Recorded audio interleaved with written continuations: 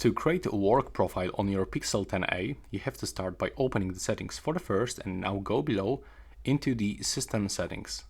Next, you will have to open that users and you have to click to add a user.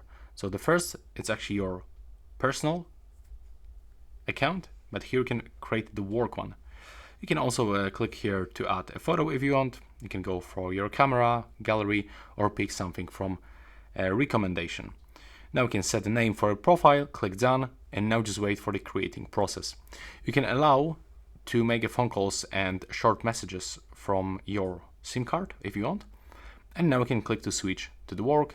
And in this case, if you are gonna use this for the first time, you will have to set it up like you make the first setup during opening of your Pixel 10a. So you can customize every option up to your preferences, and that's basically everything. So it looks the same like on the Windows PC, that you have two different accounts and the different files, contacts, just everything is different, but on the same phone, which is great extension, especially if you are using this smartphone for your job. So that will be everything. I hope you find it useful. Please hit the like button.